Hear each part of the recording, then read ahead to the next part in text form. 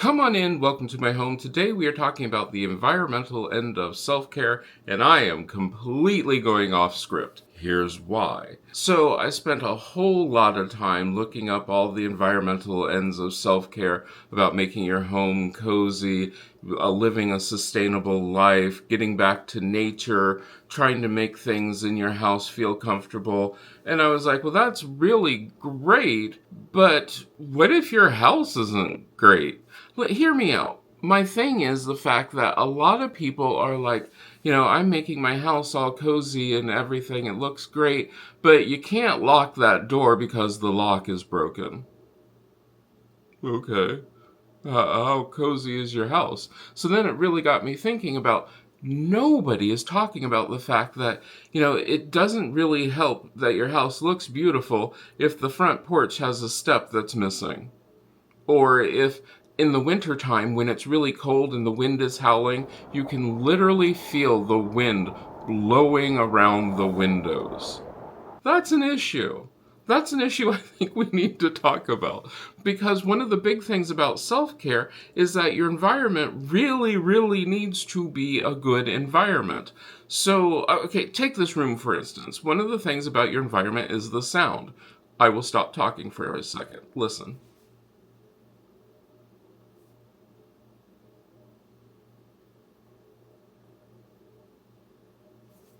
What you are probably, I hope you're hearing that, you're probably hearing the refrigerator running, there's some electric humming. Can that be distracting and annoy your self-care? Oh yeah, yes it can. So then you're either like, well then I need to buy some noise-canceling headphones, and I'm like, whoa, wait a minute. Doesn't that go against one of the principles of self-care, which is sustainability? What if you got your house to the point where you didn't need to buy those noise-canceling headphones? You could just live in your house. That would be good, because that is one of the parts of self-care, is the whole self-care, the environmental thing, is the whole try to make it sustainable. And so instead of looking at things like, be a minimalist, because one, I'm against minimalism. I'm for use what you have. I'm not saying you have to get rid of anything. I'm saying that you need to use what you do have. One of my perfect examples of this are my Christmas trees that I think now are 30 some years old. Use them every year. So I use what I have. And I think that makes them, while they're not the greatest because they are made out of some, chemical polypropylene, I don't know what it's made out of. But I've now used them for 30 some years and they're still going strong. So I think I've done a pretty good job. The other thing is when I buy something, I really do think about how else can I use this. I'm sitting right here next to my couch, if you couldn't tell. This is the pillow that I have on my couch, which is now covered in dog hair.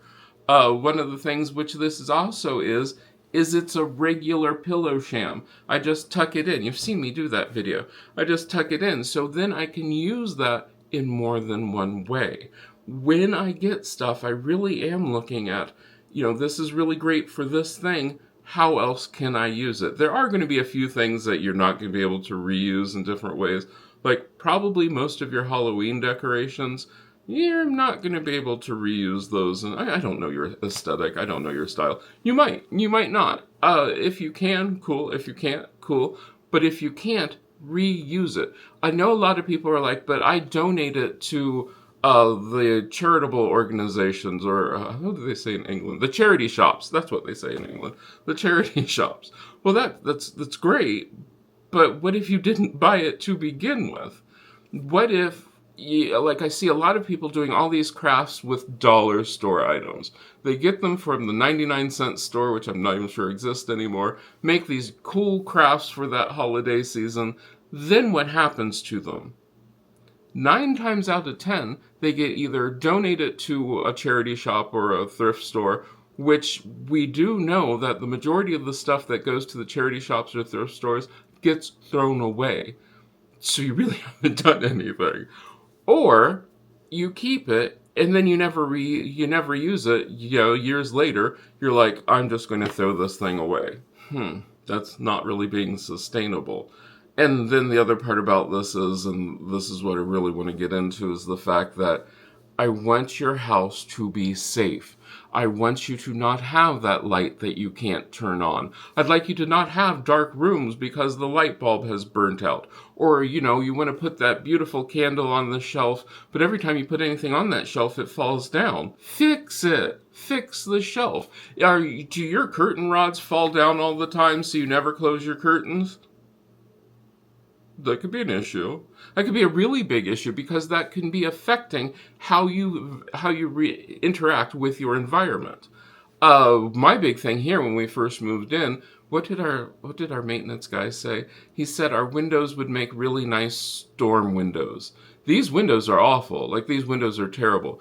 During one of the really bad storms before I put the spray foam around it, you could actually see the curtains move in the wind. That's bad. That's really bad. What did that do environmentally wise and self-care wise? Well, as I'm sitting there trying to meditate and it's cold outside and the wind is blowing and I'm freezing, not a happy place. I'm not happy. Not happy at all. Or one of the things my mom complains about her condo is she can hear things. Like she can hear people going into the clubhouse, kids screaming in the playground, the people at the swimming pool. So hers is a lot of noise. That is something to think about. You're going to have to think about how do you make your environment so that it is really comfortable and safe for you. That hole in the floor, which you keep saying you're going to fix and you still haven't fixed, fix it. Here's the other thing. That dripping faucet does provide sound. It's going to then affect how you react with your place. So as you're sitting there and you're quietly meditating and all you can hear is the dripping faucet, vastly annoying. That can actually take you out of the whole, I need to think about myself and my self-care, to the whole, want to get out of here, I just want to go someplace else. No, before you worry about any of those things, look at the space that you're going to be in and actually make sure that that space not only is safe, but works for you. There are a lot of people who put up with things because, that's just the way we've always done it. But if it doesn't work for you, change that environment if you can. Sometimes you can't. There are some things that you can't change, other things that you can change. If you have a blind that you want to be able to close, but to be able to close it, you have to climb over 50,000 different things, you might consider getting a remote blind closer. Yes, they do. They have them. I have one. It's really cool. And using that to close your blinds so that way you can take care of things. If you have lights that you can't turn off, get it so that you can. Get the remotes or whatever, the bulbs that you can turn off and on. Make your environment work for you. Make your environment so that it's comfortable. If your environment is too cold, see what you can do to warm up your environment. If your environment's too hot, see what you can do to cool down your environment. Things like broken handles on doors, it's going to affect your whole entire day. As you get up and get ready to do anything and you go to open the drawer and the drawer falls out or the handle falls off the door, that affects your environment, infects your mood, it affects everything. So look at these things, and when you're in your environment, look and say, what works? For another thing about an environment is if you have dark corners, because right now, I'm pulling up my phone, right now, if I were to turn this off, are you going to go off? This is what the living room actually looks like, and I know the camera is making this look a lot brighter than what it is. It's kind of dark. It's kind of dark and kind of creepy, doesn't make me real happy, but I can turn that back on, and then I can have an environment where I'm like, hey, this feels nice, this feels cozy. Don't forget, your environment also includes the sound, like I said. Listen to music, enjoy the music that you're listening to. Have a good environment which works for you. If that means you're going to, instead of buying 50,000 candles from who knows where, you're going to actually fix the broken pane of glass that you should have fixed ages ago, fix that. That's the first step in environmental self-care. Making sure that your environment really does enable you to take care of yourself. Then make it aesthetically pleasing. Then bring nature inside. Then worry about, one of the things that they said for environment is that you want to bring yourself in close to nature, and that's really great. But a lot of people can't get close to nature for various reasons, for mobility reasons, for affordability reasons, for safety reasons. It might not be safe for you to go walking outside. Okay, that's fine. I have plants. That's good. Now I can go walking outside, but part of this is the fact that worry about what works for you. Are you setting yourself up in an environment that is actually conducive for what you need to do? And really think about that, because like I've seen people who have in their kitchen, they have a whole drawer that they can't use because the drawer is broken, but instead of fixing it, they're more worried about making sure that the beige on their wall matches the beige on their couch. No, fix the drawer. Make that part of your environment because it does affect things.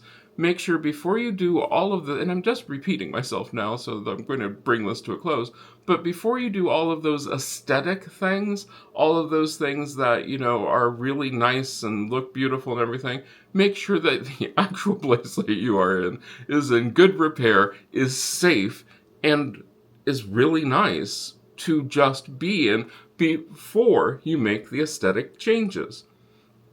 Then you can have fun with all those aesthetic changes and all those sounds and that sort of thing. But you need to do this on a good base. And a good base is an environment which is actually safe and actually works. No more broken things, no more putting things off. Please repair the stuff that it needs to repair. And if you can't repair it, save up the money to hire somebody who can repair it. And I do realize that a lot of you are like, well, I don't have the money to do that right now. And I totally get that. There are lots of things I would love to do. Yes, there's a fly flying around. There are lots of things I would love to do, but I can't do them right now because I don't have the money for them, but I am saving for that. So that is something about my environment that I am working on. So yeah, first, like I said, I'm repeating this again because this is really important.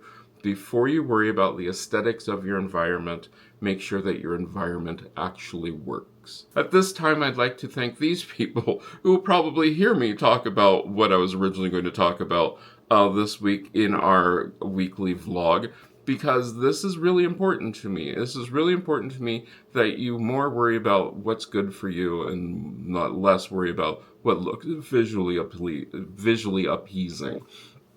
If you want to be part of this wonderful Patreon family or part of the YouTube membership, go ahead and join that. The other things that you can do to really help this channel is watch the video all the way through, like and subscribe, and that really does help the channel. Lets YouTube algorithms know that you should probably, send this video out to more people. But really, look around your house, see what needs to be fixed, and fix it. That will help you with your own personal environment.